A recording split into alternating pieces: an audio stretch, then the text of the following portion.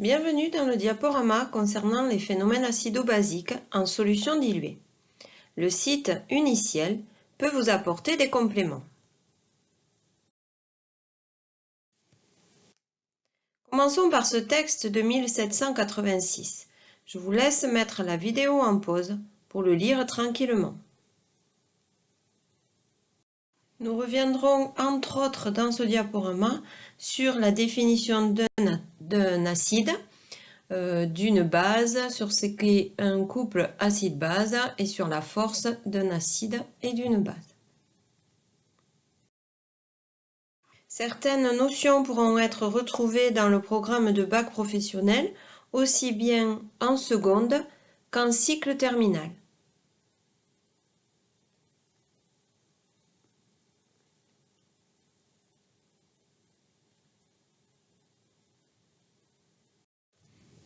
Commençons par quelques définitions.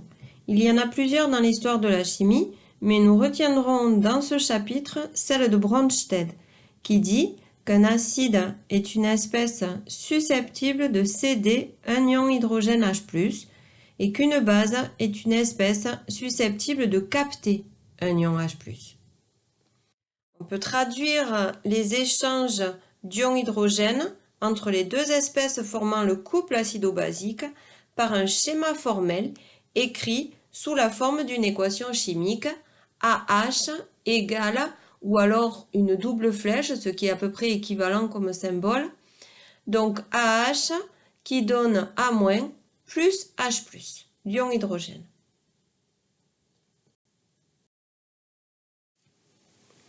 Pour aller plus loin, entendons-nous sur la prédominance d'une espèce. Y est prédominante devant X si la concentration en Y est au moins 10 fois supérieure à celle de X. Et à ce moment-là, on pourra dire que la concentration X est négligeable devant celle de Y. Parfois, on est aussi amené à parler d'espèces ultra-majoritaires. Intéressons-nous maintenant à l'eau, le solvant des solutions que nous étudions. On peut écrire l'équation d'autoprotolyse de l'eau en considérant que l'eau peut être à la fois un acide et une base, donc un ampholyte. Cet équilibre fait apparaître des ions oxonium et des ions hydroxyde, et il est caractérisé par une constante d'équilibre nommée produit ionique de l'eau. À 25 degrés, le produit ionique de l'eau vaut 10-14. Nous allons donc travailler avec différents couples acide-base que nous classerons. Chaque équilibre de mise en solution d'un acide est caractérisé par une constante appelée constante d'acidité, K. On lui associe un pKa et donc on peut dire que plus le Ka est grand et plus le pKa est petit, et donc plus l'acide est fort. On définit de la même manière la constante de basicité et donc le pKb associé. Nous pouvons distinguer trois types de couples acido-basiques. Dans le premier, nous avons un acide qui est fort, c'est-à-dire qu'il se dissocie complètement. C'est le cas de l'acide chlorhydrique par exemple.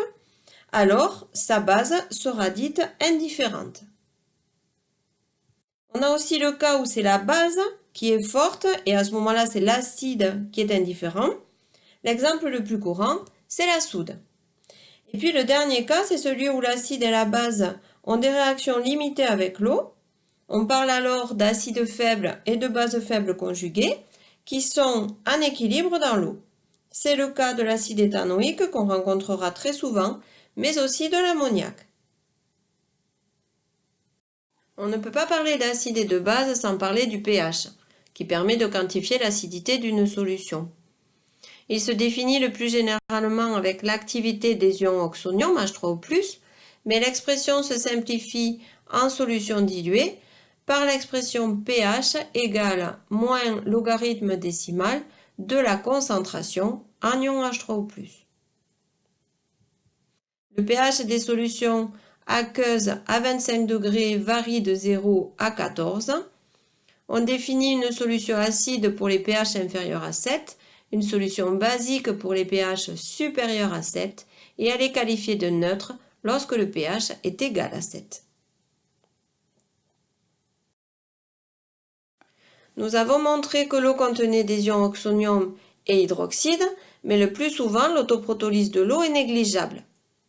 En effet, si la solution est nettement acide par exemple, cela veut dire que la concentration en ion hydrogène est supérieure ou égale à 10 fois celle des ions hydroxyde, soit, en utilisant le produit ionique de l'eau, la concentration en ion H+ au carré est supérieure ou égale à 10 fois le produit ionique de l'eau. Grâce à la définition du pH, on en déduit que le pH sera alors inférieur à 6,5. Donc il suffit que le pH soit inférieur à 6,5 pour que l'autoprotolyse de l'eau soit négligeable. On peut faire le même raisonnement en milieu basique et montrer que l'autoprotolyse de l'eau est négligeable si le pH est supérieur à 7,5. Afin de rendre compte de la présence des différentes espèces acides et basiques en solution en fonction du pH, on utilise un outil qu'on appelle le diagramme de prédominance. Il s'appuie sur la définition de la constante d'acidité qui peut aussi s'écrire pH égale pKa plus logarithme décimal du rapport entre la concentration de la base, à l'équilibre toujours, sur la concentration de l'acide à l'équilibre. On déduit alors que si pH égale pKa, alors il y a autant d'acide que de bases conjuguées.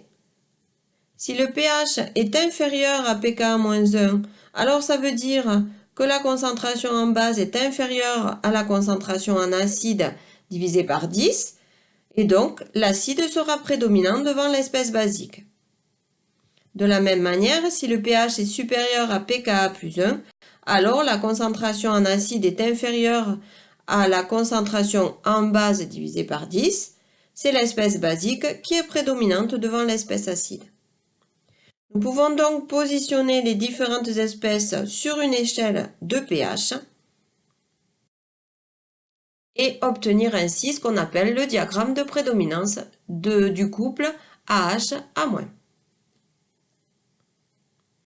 Dans certains exercices, on vous parlera aussi du coefficient de dissociation alpha. Il est défini comme étant la quantité d'acide dissocié sur la quantité initiale d'acide. On peut l'écrire aussi avec l'avancement volumique final, comme étant le rapport de cet avancement volumique final sur la concentration initiale en acide. Ceci nous permet d'avoir une écriture de la constante d'acidité en fonction du coefficient de dissociation et vous verrez que parfois c'est très utile. Reprenons maintenant l'équilibre de mise en solution de l'acide. Si on ajoute de l'eau, l'équilibre va tendre à se déplacer dans le sens direct, donc vers la dissociation de l'acide. C'est ce qu'on appelle la loi de dilution d'Ostwald. Donc, plus un acide est dilué, plus il est dissocié, et plus alpha tend vers 1. Ainsi s'achève cette première partie. Si vous souhaitez poursuivre, vous pouvez visionner la deuxième capsule sur les transformations acido-basiques. Je vous remercie.